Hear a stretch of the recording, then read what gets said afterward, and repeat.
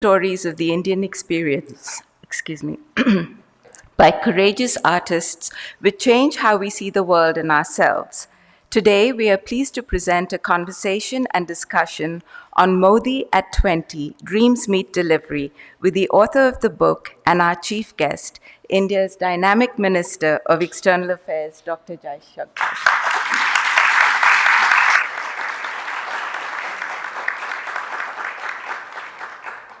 Dr. S. Jaishankar is a global leader with a distinguished career who needs no introduction. It is an honor to have this event be the start of our 2022 Literary Festival, which will culminate in November with a grand finale on the weekend of November 12th and 13th. Today, Dr. Jaishankar will be in conversation with Mr. Rakesh Kaul, Vice Chairman of IAAC and a best-selling author himself. I invite Dr. Jaishankar to make introductory remarks. Mr. Kaul will then begin the discussion of the book. At the end, we will open the floor to questions related to the book. You have been given cards on which to write your questions, which will be collected in the last 15 minutes. Please hand your card to the nearest IAAC volunteer. Welcome, Dr. Jaishankar. You have the floor.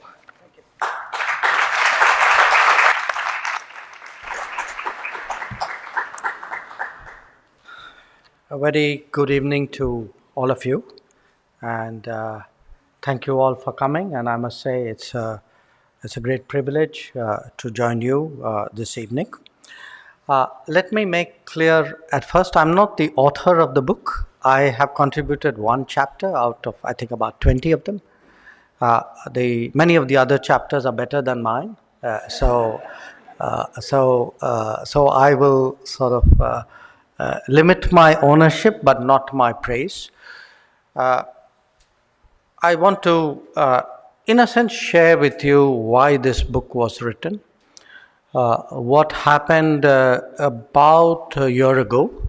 Some of us were talking, and the sense was that Prime Minister Modi actually was approaching a very interesting anniversary of being 20 continuous years in government, in a democratic polity, as a leader of her administration.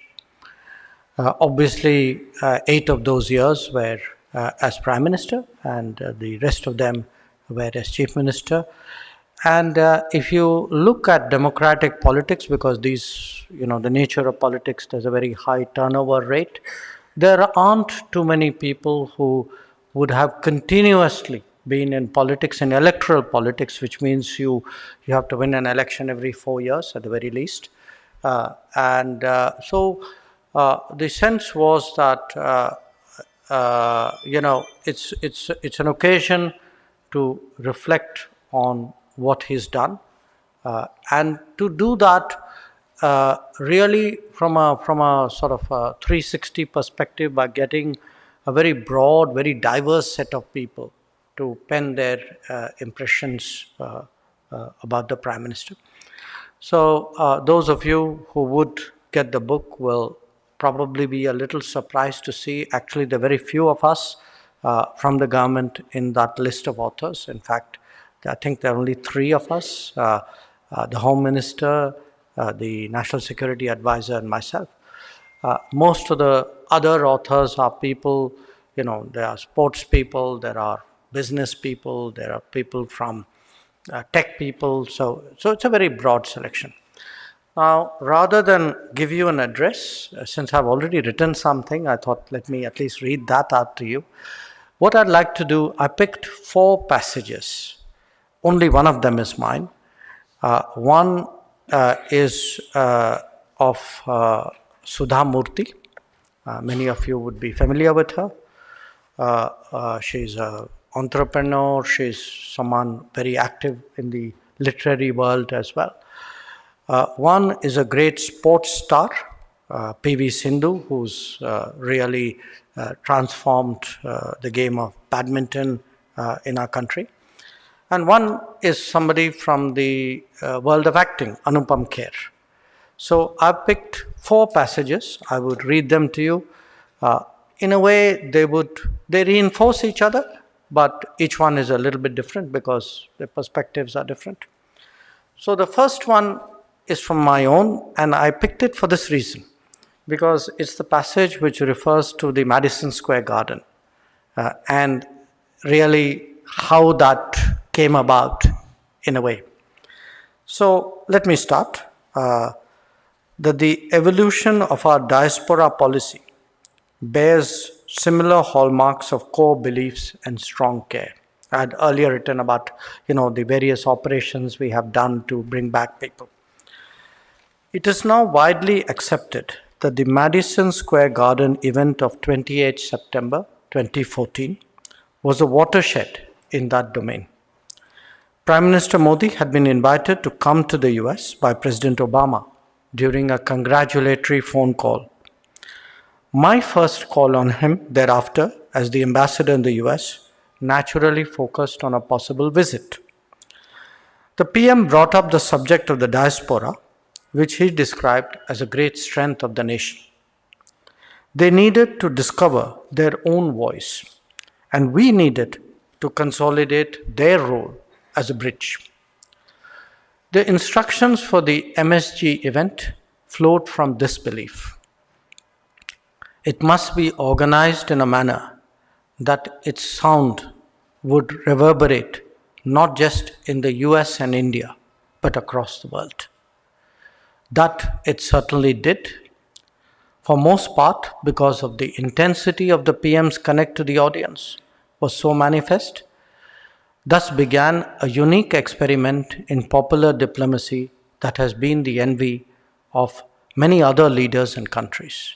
Equally, it has boosted the pride of the diaspora wherever he spoke. Now, the MSG, of course, was the first of its kind. It then moved to Australia. I had the honor of organizing one in London, in Wembley. And, to do it in the Wembley Stadium was, I cannot even describe the feeling to you. And in many ways, even today, the practice continues. We just, a few months ago, did one in Denmark. I must tell you, the Prime Minister of Denmark, she came on the stage along with the Prime Minister. And her first name is Mette. So first you had this entire, crowd there with that Modi, and then she came on and became Mette, and she said, couldn't have even imagined something like this. I mean, in her mind, it was like a rock concert, a political rally, it was everything rolled in one. And so when we actually did the Nordic summit, a large part of the summit was her describing to the other Nordic prime ministers what this particular experience was like. So let me switch to a very different paragraph. And this is a paragraph by P.V. Sindhu, who's our premier badminton player. And I read from this chapter, which he writes, saying, as I began writing this chapter, the question that struck me was this. Why is that so? Why is that so? The preceding paragraph, she raises the question that Prime Minister Modi is among the very few undisputed youth icons of India. So she's asking the question, why is he a youth icon?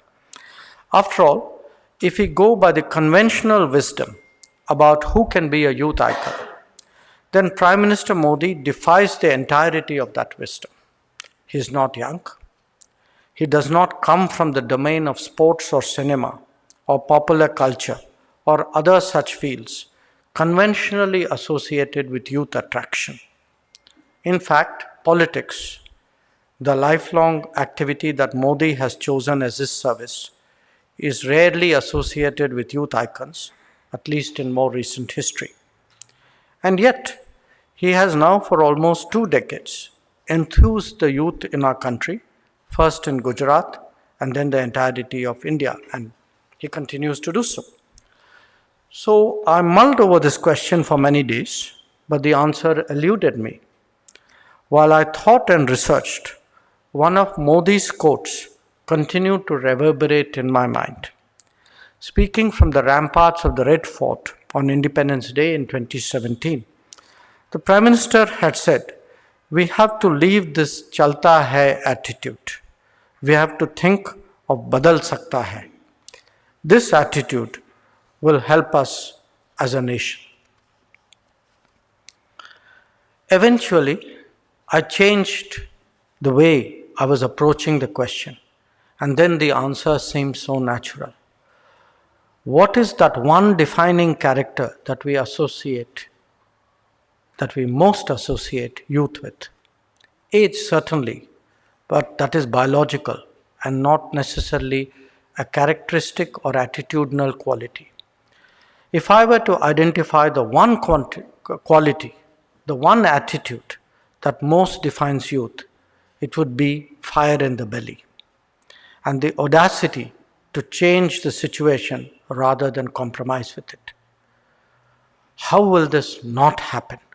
Hoga kaise nahi?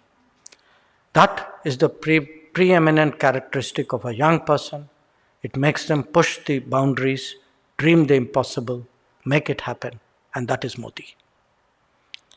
So, now let's see what Mr. Anupam Kher has to say. And his chapter is actually titled Modi, the Man India Trusts in a Crisis. So, these are his words now.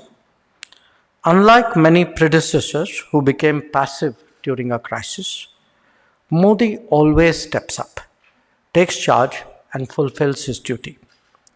This is critical as active leadership is vital for countries to emerge from a crisis situation. In a country where people are used to politicians going below the radar when something goes wrong, Modi is an exception. He has never shied away from taking the responsibility of leading Gujarat and India out of a critical situation. An excellent example of this was Modi's conduct at ISRO in September 2019 when Chandrayaan's 2 Vikram lander lost communication.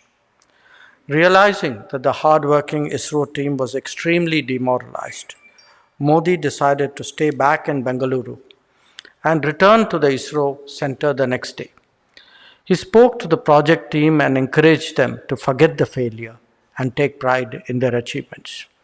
Embracing an emotional ISRO chief, K. Shivan, to console him remains one of the most iconic moments from Modi's 20 years of governance. Modi's gesture and raw emotions visible in that image reflected his leadership. He was fulfilling his promise by being present, both in good times and in bad times. This sense of responsibility automatically creates a belief in the minds of citizens across the country. Come what may, Modi will be there for us. And, when I was flagging this paragraph for my own reference, I was actually reminded of an experience I had when I was Foreign Secretary. It was quite common for me to return from some trip fairly late at night and then sit clearing your stuff so that your desk is clean the next day.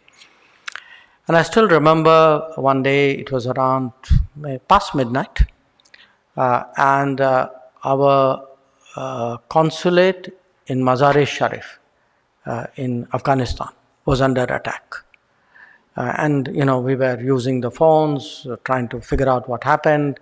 So this was Afghanistan of that era. So you had to kind of get a friendly warlord who would go in and help your people. So all of this was happening. You're juggling 4 phones, talking to everybody, keeping the courage up at that end.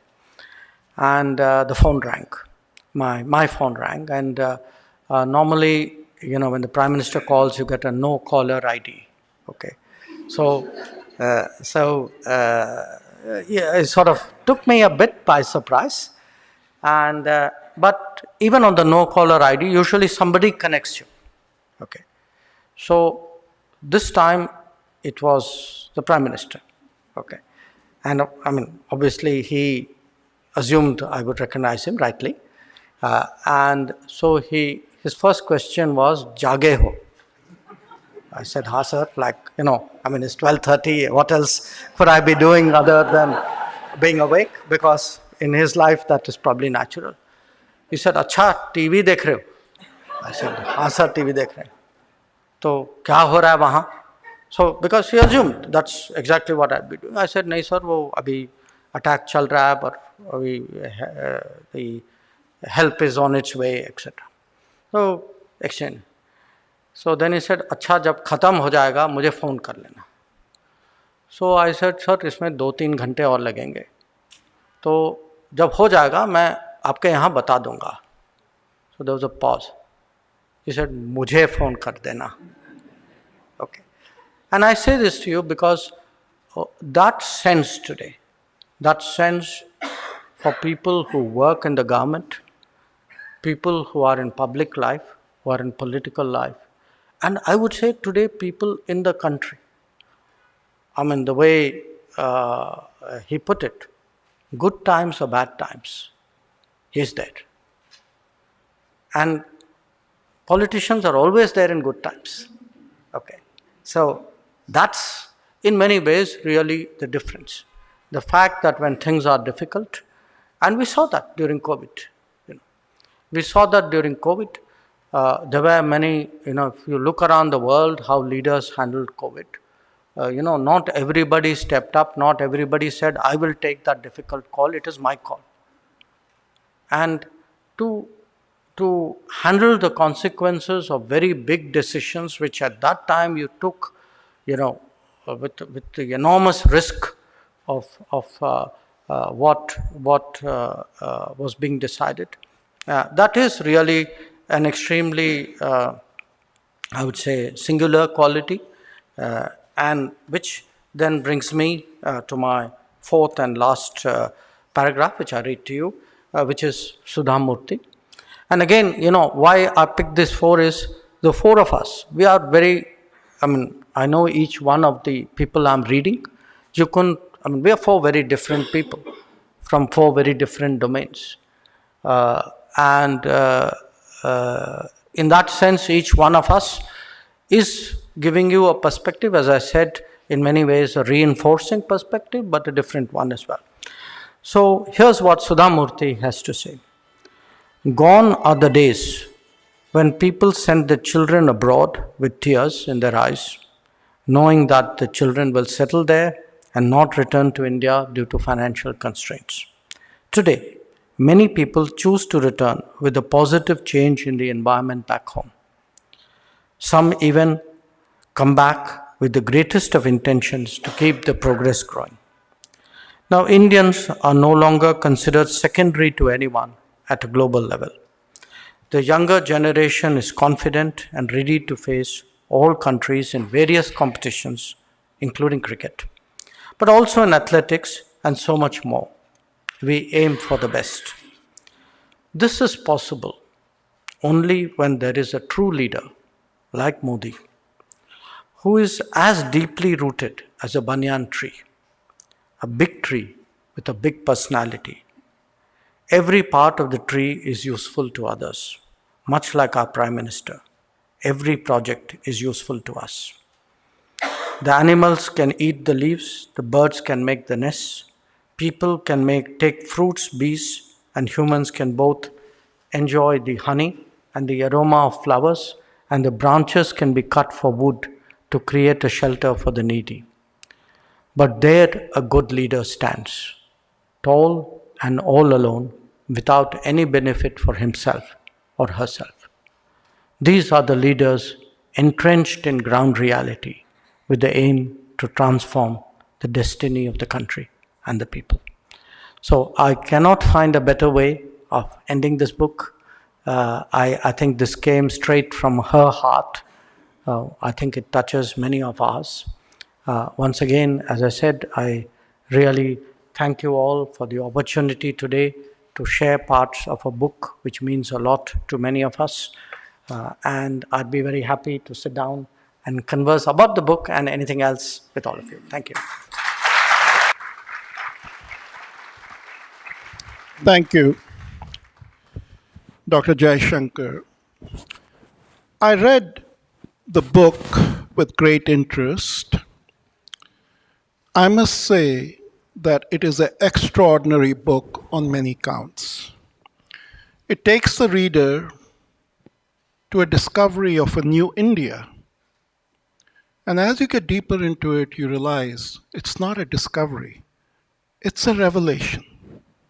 You move away from headlines to core deep lines, and then the picture begins to emerge. It's not even a transformation of India, it's a metamorphosis, literally moving from a larva into a beautiful butterfly. And this metamorphosis is described by these 21 extraordinary authors who, in their selection, signal something interesting, that the story of New India will be told by the doers, the shapers, the great contributors.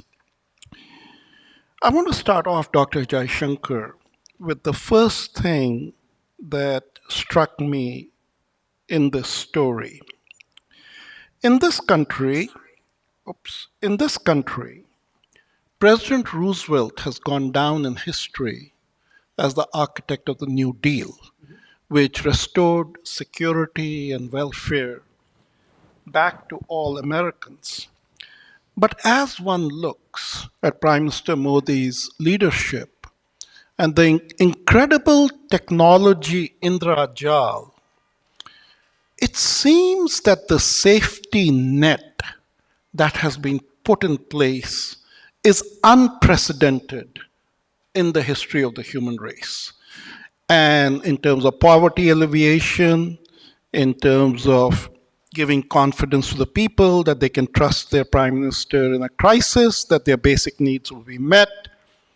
As the Rig Veda says, God did not create human beings so that they would die of hunger. And I think he has fulfilled that Rig Vedic promise.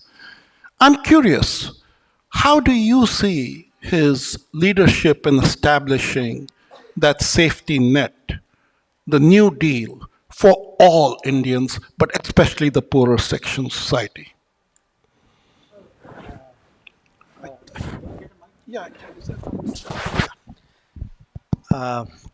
I'm very glad you asked me the question, and I must tell the rest of the audience we didn't fix this question. Okay, and I'll tell you why I'm very pleased you asked me this question, because I today, as a political person, travel around a lot internally in India. And I travel a lot in India because unless you actually go to small towns and villages and beyond uh, the normal comfortable zones that people like us usually traverse, it's very difficult to capture the change which is happening on the ground. And if you do not capture that change which is happening on the ground, you actually have no sense, you can't really understand the politics of India. And I say this, I would relate to you the period before the 2019 election. I was out of government. I had retired from the foreign service. I had not become a minister. I was in the business world, but it gave me a lot of chance to travel around. And from time to time, I would meet the prime minister, and we would have this somewhat repetitive conversation, like a bit like Groundhog Day, which was I would come back and say, "Sir, I went there, and wahan to lagta hai ki everybody is for you." Then I come back to Delhi, but they said that you won't get more than 200 seats. Huh? Now I am like, sort of, am I being carried away when I go out, or are people misreading it in Delhi? Are they willfully misreading it? Is it propaganda? Um, at some stage, I think I kind of may have annoyed him enough to say that at some stage he said, "नहीं 300 seat मिलेंगे," sort of get 300 seats, you know, don't doubt it. But from that time, it struck me how much political analysts in India, especially because it's very Delhi centric, and political analysts, frankly, in other parts of the world, including this city, how much they are actually out of touch with the reality of India. And a big part of that reality is exactly what you have put your finger in, which was the change on the ground. Now, that change on the ground had started surfacing already by 2019. Maybe people like us didn't pick it up from big cities. I think the people in rural areas and small towns did pick it up. I mean, they sensed that something, they could already see, I discovered later after the elections, health workers where their attendance went up, the quality of primary health centers went up. Uh, People began to pay more attention to education. But today, if I were to give you numbers, when you spoke about Roosevelt, let me throw some numbers out at you, because I suspect even to all of you with all your interest in India, these numbers would come to you as a surprise. When COVID happened, one of the first meetings we did as we were going into the lockdown, Prime Minister told the cabinet members saying, look, all of you, please read up about what happened during the Spanish flu. More people died of hunger than they died of the flu. Yeah. And on my watch, I'm not going to let people die of hunger. Okay. So what we did then was to approve free food with a certain cutoff point, you can say, for people who were really, you can say, needy, deserving, distressed at that point of time. So this was rice or wheat, and some other things which you need as your daily pulses, as your daily requirement. And through the entire COVID period till now, 800 million people regularly get food support from the government. That's okay. Amazing. Now, it wasn't only the food. There are there was a lockdown. Even when the lockdown was lifted, there were people whose employment was affected. The casual employees, the informal sectors. So it was also decided that they would be directly paid into the bank accounts. Enough that it takes care of their very, very basic requirements. Now, 415 million people today get money into their bank accounts. It started during COVID, it is still continuing. So when there were people who looked at what was happening in India, made all sorts of predictions, political predictions, they didn't realize that, that bit which I read out to you, for the people of India, the 800 million people of India who got food and the 400 million people of India who are getting money in their bank accounts, Modi was for them in good times and bad. Now, these were, I would say, emergency or crisis responses. But you got to understand today the change which is happening in India. And I'll give you again a few examples of that change.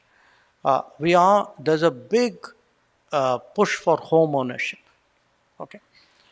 Already during this period, we have there's a rural scheme and an urban scheme. Between them, close to about 25 million homes have been built and given to people.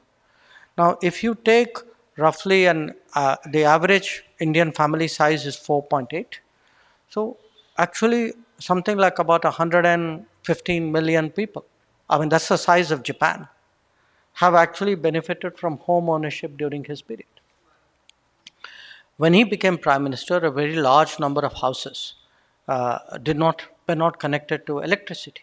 So there's actually a scheme. The home was Pradhan Mantri Awas Yojana. The scheme was a scheme called Saubhagya. Now, if you look again at the number of people, that is houses multiplied by 4.8, something like about 130 million people have actually got electricity connections in this period. If you look today at health, because there is a Jan Arogya Yojana which actually gives you health insurance and health access at affordable rates. You're again talking, multiple, multiple hundreds of millions. So if I go back to 2014, which was not that long time ago, the idea that a country like India at a $2,000 per capita level could construct a social security system was a fantasy. Today, you can actually see that happening right in front of your eyes. I'm not minimizing the problem. I mean, we're still doing very basic things, but at least the basic things are happening, and for the person who's benefiting, the basic things are revolutionary things. But you look at this, what is a big program right now called Har Ghar Jal, that is water to every house, okay, which is piped water, water connections. Finally, about something like 450 million people are going to benefit from this program. So if you can do programs on the scale, even on the very famous one which you may have heard, Ujjwala, where you replace the firewood with cooking gas. Yes. The beneficiaries of Ujjwala are the size of the population of Germany, 80 million people. So look at the scale of what is happening today. And that, in many ways, to me, all this has happened because you had a prime minister who saw the promise of technology, who created a digital backbone. We could put money into people's bank accounts because they had bank accounts. Now they had bank accounts because Prime Minister Modi got after them in his first term and said, please have bank accounts, and banks, please allow people to even open accounts without a deposit. So the bank accounts, he foresaw what it meant to have a bank account. So today it is financial inclusion. You look at the loan schemes we do, Mudra. There's a scheme called Swanidhi for people who are vendors. So it could be the informal sector, it could be entrepreneurs, it could be small business people, it could be electricity and water in your house, it could be insurance. This is a social security system which is in the making. And it is in the making at an amazing speed, enormous scale, and I would say at a cost effectiveness, which really is a business model in itself. I have to say, this answer gives you just a small taste of stuff that would be unimaginable when you read this book. These are in the category of miracles. And Ujjwala, that honorable minister talked about, 500,000 women would die of burning when they would be working with firewood. This is extraordinary. Let me move to my second question. Uday Kotak, in his write-up in the book, is very blunt. He says, Modi has taken a non-performing nation and converted it into a performing nation. Prime Minister Modi himself says, I am the Pradhan Sevak. Measure me by my report card. And by his report card, today India is the fastest growing economy in the world. And Arvind Panagriya, in the book, boldly states that in less than 20 years, India could shoot for a per capita of 8,000, 4 times the number you mentioned, become amongst the top 3 global powers. But what I found fascinating in the book, I love Sudha Murthy's metaphor of the banyan tree. Amish Tripathi refers to Prime Minister Modi's as Bhagirath Prayas. But it's the common person who nailed it. He describes Prime Minister Modi as the dream weaver, the person who has given an average Indian the chance to dream of a better future. That's a supreme gift, to give hope for a better future. So, my question is in two parts, Dr. Jaishankar. First, has Prime Minister Modi firmly embedded in the Indian psyche we will create wealth, that wealth creators are honorable, that it's not morally superior to be socialistic, wealth creation is moral. And number two, as India emerges to become one of the top three global powers, are we allocating enough resources to manage externally the change management process? Because that's a very delicate process to get the world to accept your rise. I would say the answer to the first question is a yes. The answer to the second question is uh, still working at it. Okay. I tell you why the first one is a yes. I mean, those of you who would have followed him, and that there are times he's spoken about it in public platforms. He's spoken about it in Parliament, where he's actually sent this message that the idea that the government, the bureaucracy needs to control everything. We need to get out of that thinking. And he has tried in many ways to, and I think you used the word wealth creator. I would actually even go to the extent of using the word, to me, employment creator, because at the end of the day, if our businesses prosper, the businesses create employment. So finally, the beneficiary of this at the end of the day is actually people in the society who get a job. He's pushed actually quite strongly for greater entrepreneurship. I mean, you look today at schemes like the production linked incentives, the fact that today there is a revival of manufacturing in our country. you know we had previous governments had pretty much, they had dampened manufacturing sentiment. They made land acquisition difficult. They made labor laws very onerous. I mean, they did everything, frankly, to prevent India becoming a manufacturing power, and then said, our strength is in services. you know that was actually a cop out.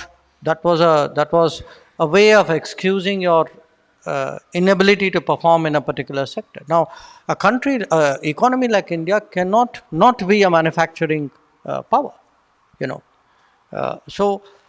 if you look today at the encouragement we uh, see for manufacturing in India, the support given to businesses for employment, the support given to small and medium industries, the idea actually of creating supply chains in India, because you know, Prime Minister does believe that it's great to trade with the world, to be linked with the global economy, but your supply chains cannot be entirely be abroad. I mean, a country like India needs those deep strengths. It needs a multi-layered economy. Growth must be reflected not just in growth of profits and market capitalization, but growth in employment as well. So he is pushed for that, I would say, very strongly. He's also pushed, interestingly, for he's imagined the next generation's view of it, which is more startups, more innovation, more self-employment, employment not just of tech people, but even, as I said, we have this scheme which is even informal employment of someone who's sort of doing small jobs, but give them the ability to own their businesses and be financed better than they were. So certainly, I would say there is a shift in messaging, in policy, in even in by now after 8 years, even on the ground, in supporting greater business, in supporting greater employment creation, supporting that spirit of innovation. All of that is coming through very strongly. Now, your second question: how does it message outside? You know, uh, my sense of this, and it sometimes goes against the grain of my own previous profession. I don't think all these necessarily are best done by the government through government people. That's not India. Uh, we have to evolve a manner of communication and messaging that is unique to us, which is best suited to us. We enjoy this incredible advantage of having 30 plus million people of Indian origin or who are Indians abroad. The fact that we genuinely have a civil society, businesses which have links across, we have more than 1 million students studying abroad, all of them actually help to message the rise of India. So when you said, are you giving enough resources for it? In a literal sense, if you would say, is the foreign service or embassies growing at 8% along with the economy? Some years yes, some years no. Yes, during Prime Minister Modi's tenure, we have added another 25 embassies in different parts of the world. But to my mind, that's not the only, or sometimes even the best, necessarily the best way of communication. You know, our image in this country, and all of you are witness to it. Our image of this country has changed because we have a living bridge of the community, which is what the American people and the American public and American politicians think of when they think of India. So, to my mind, the diaspora focus that he has, the student focus that he has, is incredibly focused on what happens to our students. I mean, we push very, very aggressively in countries for working opportunities for our students. So he does realize, I mean, there is a whole menu out there about what can determine India's image abroad. We are one, the foreign ministry and embassies are part of it, a very important part of it. But I would argue that there's much to it than does. I want to move on to what I call democratization of democracy.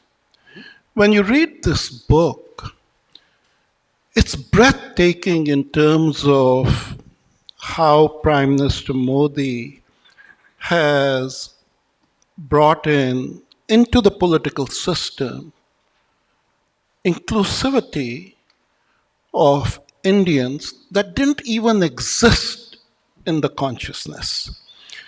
And so you're almost left with a feeling of wonder, like, where did he find the President of India? Where did he find her?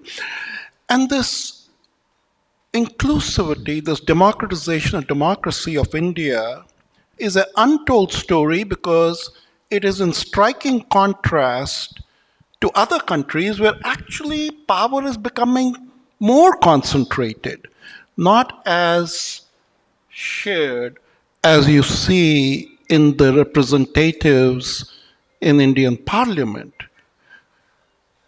What is your observation on the inclusivity that is now being reflected in Indian democracy?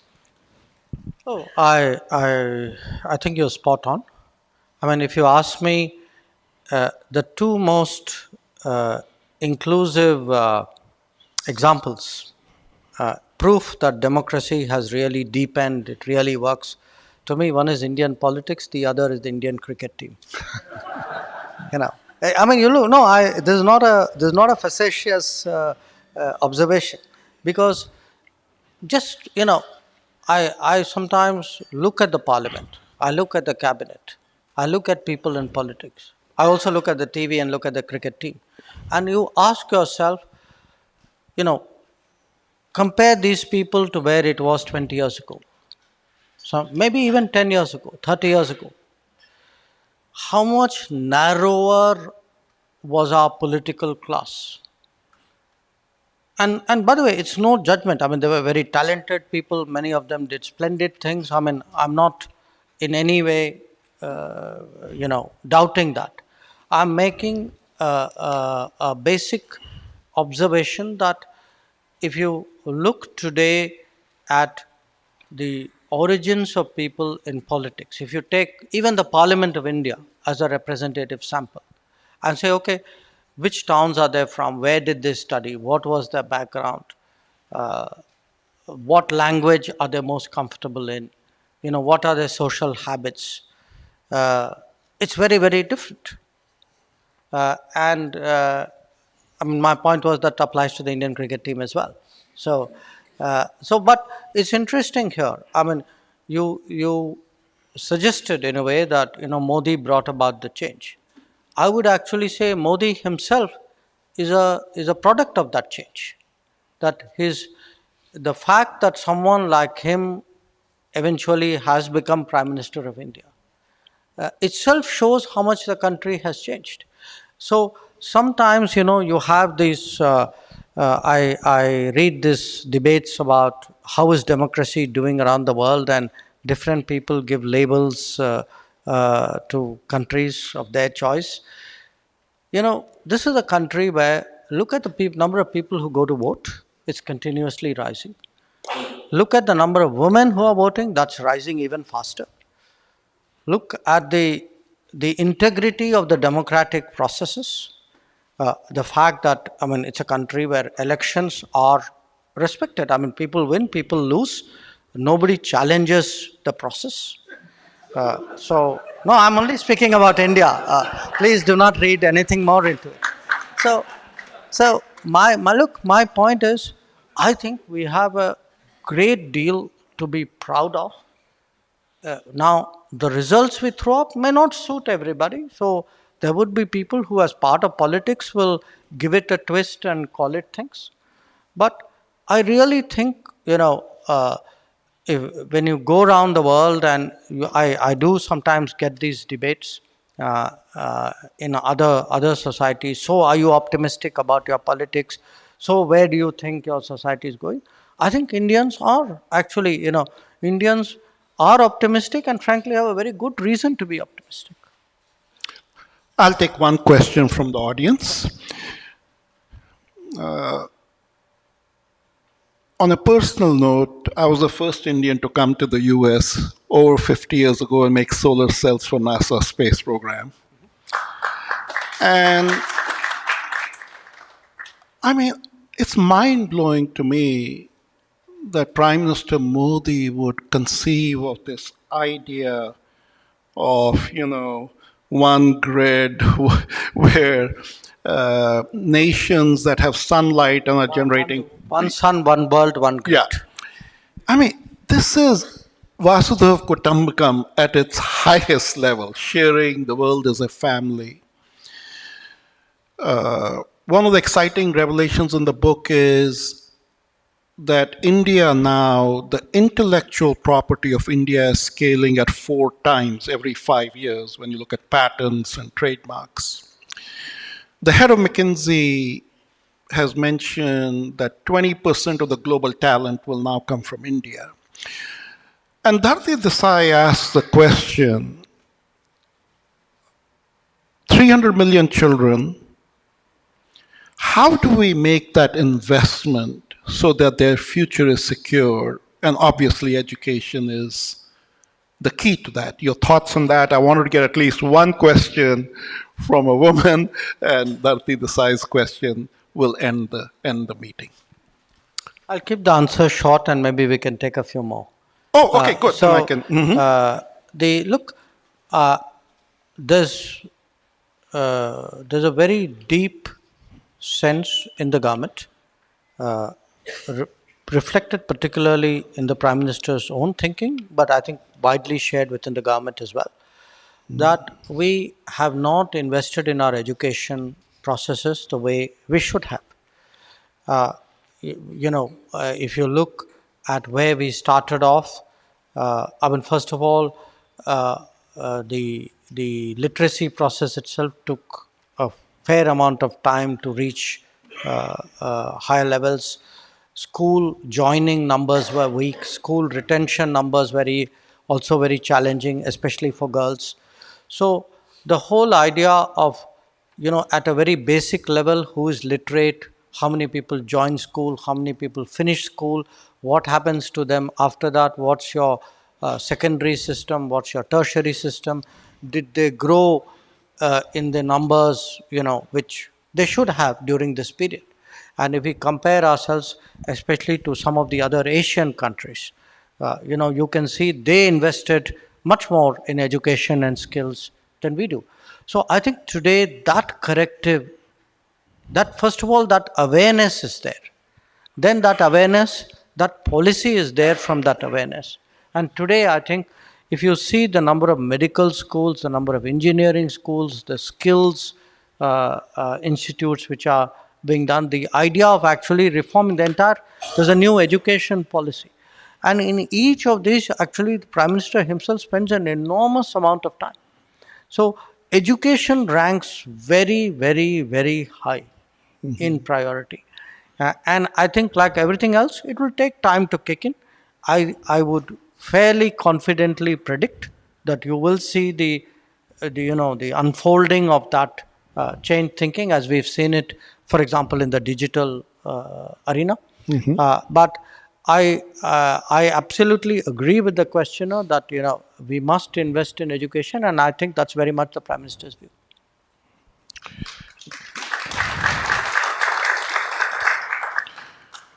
So, I read your best-selling book, The India Way, and we very much wanted you to I come. came for this book, though. I know you did. But this question sort of refers to that. And there are several questions here. What was your first meeting with Mr. Modi like? And Moise asks the question, how has your journey from a diplomat to a politician been under Prime Minister Modi? Because in a sense, he was your mentor. So a little bit of that personal connection, people want to hear about that. Well, I'm usually a little cautious talking on that set of subjects, but I will say this. I actually first met him, and I mentioned it, by the way, in this book, Yep. when I was ambassador in China. And he came, he was Chief Minister of Gujarat. He had come on a visit. He had come with an investment business team as well. And quite honestly, we had a lot during that period. I was 4.5 years in China. We had a lot of people who came, a lot of chief ministers who came. And no question, he stood out. He stood out. I mean, I frankly liked Mr. Modi before I met Mr. Modi, because I'm a kind of on certain matters, at least as people who worked with me would testify, possibly complain. I'm a micromanager. I like to go into details. I do my diligence. So I can be quite a pain when in my professional life. Okay, I'm a nice guy outside. But I found someone who, the level of preparation which was done actually set him apart. And often the frustrations of being in an embassy is you deal with people who come unprepared. They don't even respond to what you have said. Instead, here we were, he came in with even a visiting card where he had got his name transcribed in a manner in which they understood the program. And the program was, at that time it was very novel to me. Now I know it's an SOP, which is you start 7:30 in the morning with a breakfast, and then you carry on till you drop, because he doesn't. And it was frankly for me a revelation. It was something very novel, because as in a sense Sindhu has said, that's not what we associate politicians with. So and the interesting thing was, I guess I must have made a good impression. But he did say one thing to me at the end of it all. One, of course, I write about it here. He wanted a political briefing, which normally chief ministers are not bothered about that. But he gave me a very good reason. He said, "Look, I'm abroad. From a different political party, but I do not want to say something which is even a millimeter different from what is my national policy. So I want you to walk me through, uh, you know, through the and China is a very tricky relationship." The other bit which was different was, he wanted to know, okay, what should I say?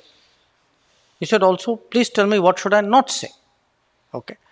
And I saw that during the course of the meeting, he would kind of half turn, and there would be that quick look, which is like, sort of, is there a some is there feedback? By the way, feedback is his favorite term, huh?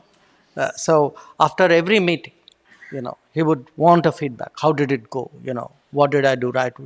Did I get the tone right? Did I get the substance right? So it was for me, frankly, even at that time, which a visit which stood out in my tenure.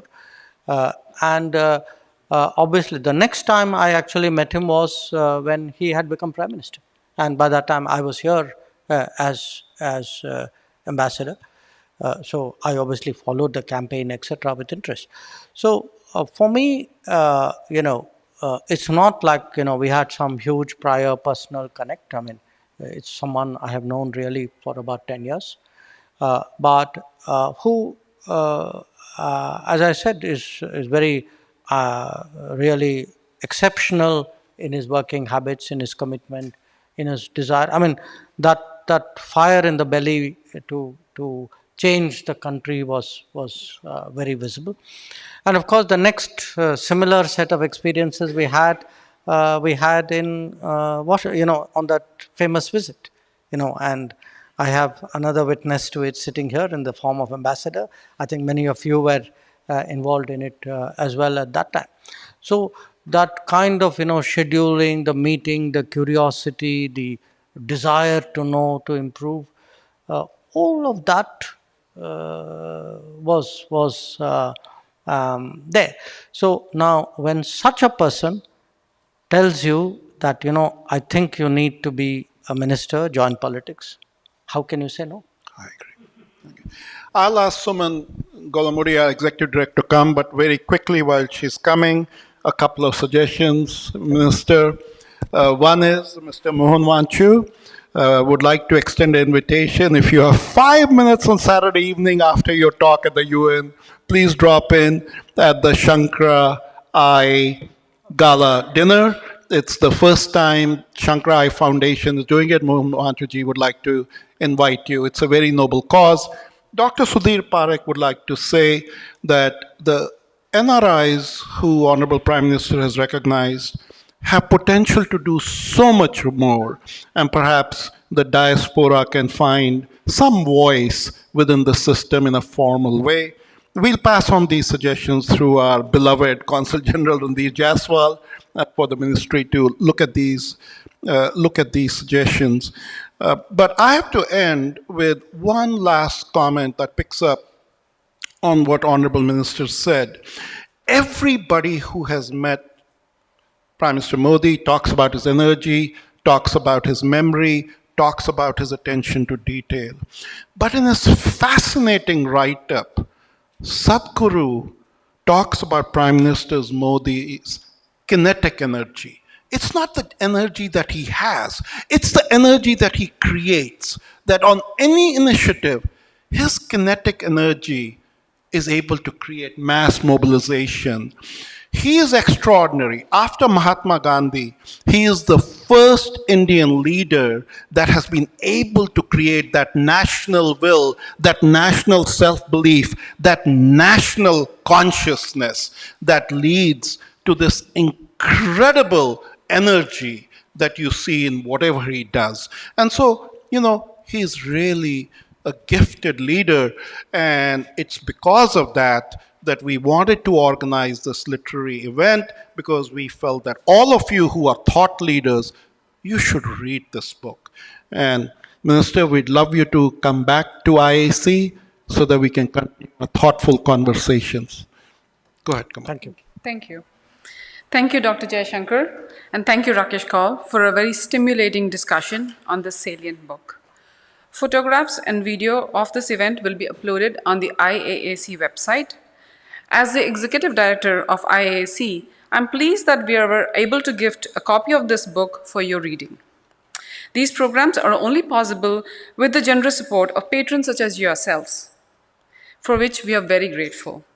On August 15th, IAAC completed a 10-day-long festival of India at 75 celebrations. Now, we look forward to your presence at our literary festival on November 12th, and please save the date for the IAAC Gala on November 13th, where you will meet many of our acclaimed authors, stars, and a lot of creative talent. Do join us, and we will see you then. Have a great rest of the evening. Thank you.